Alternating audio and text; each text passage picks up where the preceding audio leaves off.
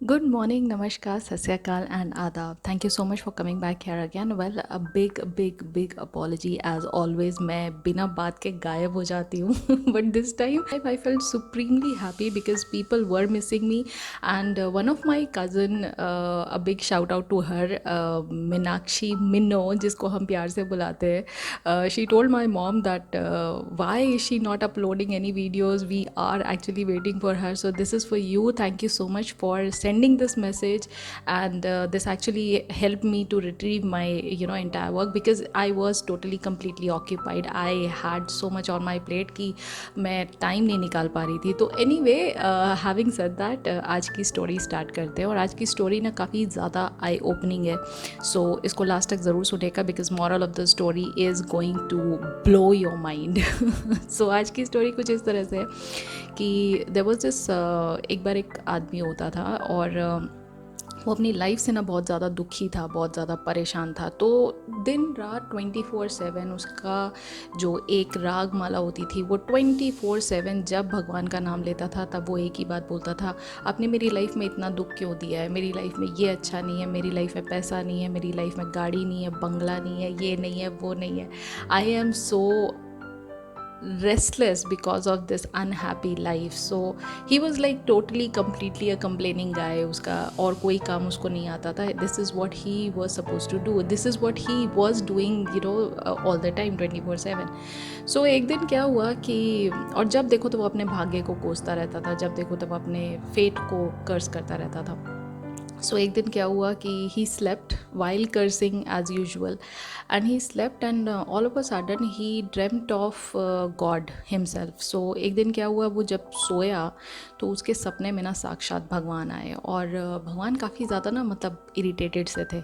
तो उन्होंने कहा कि हाँ भाई, तुम्हारी क्या प्रॉब्लम है, तुम्हारे को हर चीज़ से प्रॉब्लम लगती है, तुम जब देखो तब कंप्लेन करते रहते हो. तो उसने कहा, अरे बहुत अच्छा हुआ प्रभु, आपके दर्शन हो गए और thank you so much for coming here. और बिल्कुल ठीक कहा आपने. और इतनी सारी लाइफ में प्रॉब्लम्स आपने दे रखी है तो इंसान कंप्लेन नहीं करेगा तो क्या करेगा, जब देखो तब आप कोई नया एक पहाड़ मुसीबतों का ला के खड़ा कर देते हो. मेरी लाइफ में कुछ अच्छा है ही नहीं. I always dreamt of having luxury in my life, I always dreamt of having this and that. And उसने लंबी चौड़ी लिस्ट पकड़ाई कि ये सब मेरे पास नहीं है.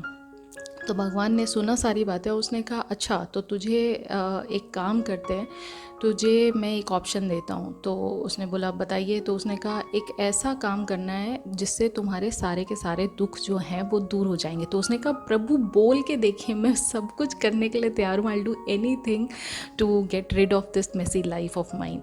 सो ही वॉज लाइक ठीक है.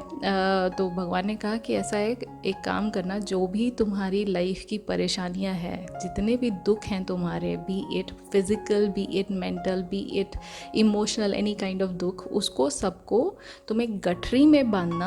और बांधने के बाद कल सुबह नॉर्थ डायरेक्शन में 5 किलोमीटर दूर एक एक्सचेंज हाउस है, एक एक्सचेंज करने का घर है, वहाँ तुम पहुँच जाना अपने दुखों की पोटली लेके, मतलब गठरी लेके. तो उसने कहा, फिर क्या होगा प्रभु? बोले, बस तुम वहाँ पहुँच जाना और तुम्हारे जो सारे के सारे दुख हैं ना वो एक सेकंड में, एक चुटकी में ख़त्म हो जाएंगे. तो उसने बोला, बस उसकी तो बिल्कुल जान में जान आ गई और उसको तो लगा कि बस अब तो मेरे सारे दुखों का निवारण जो है वो यहीं ख़त्म हो जाएगा. अगले दिन वो यही करता है. तो वो जब देखता है, चलता है रास्ते में, तो देखता है कि ऐसे ही बहुत सारी गठरियाँ लेके बहुत सारे लोग जा रहे हैं. तो लगता है मेरे सपने में नहीं आए थे भगवान, बहुत सारे लोगों के सपने में आए थे. तो वो कुछ सोचता है लेकिन वो चलता रहता है. He was so supremely excited to get a new life, जहाँ पर उसको सब कुछ बढ़िया बढ़िया मिलने वाला है.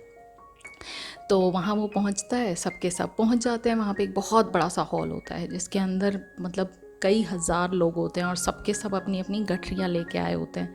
तो सब लोग को एक दूसरे को देखते हैं और सब समझते हैं कि सबके पास गठरी है तो सबके पास दुखों का एक पहाड़ है और आज ये बस दुखों का पहाड़ एकदम से ख़त्म हो जाएगा. So all of a sudden एक अनाउंसमेंट होती है. एन अनाउंसमेंट सेज दैट जितने भी लोगों को ये बोला गया था कि वो अपनी दुखों को गठरी में बांध के लेके आएँ, वो क्या सभी लेकर आए हैं? तो सब ने खूब ज़ोर से आवाज़ लगाई, हाँ. सब लोगों ने बहुत ज़ोर से कहा. उसने कहा, ठीक है, अपनी अपनी बाईं तरफ देखें, वहाँ पर एक खूंटा लगा हुआ है, उस गठरी को जाके उस खूंटे पे टांग दें। तो सबने कहा ठीक है। 2 लाइन बनाई गई, 2 पार्टीशन हुए कमरे के, एक लेफ़्ट साइड का एक राइट साइड का। सबने अपनी अपनी गठरियाँ जो हैं वो खूंटे पे टांग दिया। उसके बाद फिर एक अनाउंसमेंट हुई। उसके बाद ये हुई कि अब एक काम करें, जिसको जो गठरी चाहिए वो घर ले जाए। तो एक अजीब सा मतलब भगदड़ सी मच गई वहाँ पे। और जो वो आदमी था उसने देखा कि लोग एकदम अफरा तफरी में सब गठरियाँ उठा रहे हैं। लेकिन फिर उसने नोटिस किया तो देखा कि जो जिस गठरी के साथ आया था वो वही गठरी लेकर जा रहा है। तो उसने भी वही किया कि वो जो लेकर आया था अपनी गठरी पोटली जो लेकर आया था वही वो लेकर जाने लग गया। तो जैसे जाने लग गया तो भगवान ने फिर से अनाउंस करके उससे पूछा कि क्या हुआ भाई, तुमने दुखों का जो पहाड़ था तुम्हारा उसको एक्सचेंज नहीं किया? तुम्हारे तो सारे दुख कटने वाले थे, फिर तुम ये क्यों लेकर आ रहे हो सेम गठरी? तो उसने कहा कि प्रभु ऐसा है कि ये गठरी में जो कुछ है ना, ये दुख और सुख ये सारा मेरा अपना है। मुझे इसकी फेमिलियरिटी तो है, कम से कम मुझे इतना तो पता है कि ये दुख को हैंडल कैसे करना है, ये दुख कितने दिनों के लिए। दूसरे की पोटली में क्या पता कितना लंबा दुख है और किस टाइप का दुख है, तो मैं उतना बड़ा रिस्क कैसे ले सकता हूँ। So moral of the story is this, as they say in English that unknown devil is better than an unknown danger. So this is exactly what the moral of the story is. Sometimes what we feel is that whatever we have in life, it's the biggest pahad of dukh on us. And why not? Because this is what we assume and this is what we feel all the time. But when it comes down to comparing to the rest of the world, if given the chance that do you want to trade your life with somebody else? Of course you would want to see कि हम ना सचिन तेंदुलकर के साथ अपनी life trade कर लेते हैं, या हम माधुरी दीक्षित के साथ लाइफ ट्रेड कर लेते हैं, और मे बी सलमान का whosoever is your favorite icon is. But at the same time उनका जो एक फेज़ या उनका जो एक फेस आप देख रहे हो ना, वो आज का है। उस फेस को बनने में कितना टाइम लगा होगा, उन्होंने क्या क्या झेला होगा, you have no clue, you have no idea.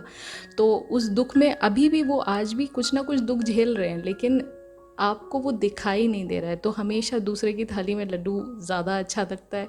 The grass is always greener on the other side. So the moral of the story is कि आपकी अपनी लाइफ है, आपका अपना दुख है, आपका अपना सुख है, जो भी है जैसा भी है उसको एक्सेप्ट करिए और उसमें रीज़न्स फाइंड आउट करिए कि हमारे पास कोई ऐसे रीज़न्स हैं जिसको कि हम देख के, सुन के, सोच के, फील करके हम खुश हो सकते हैं।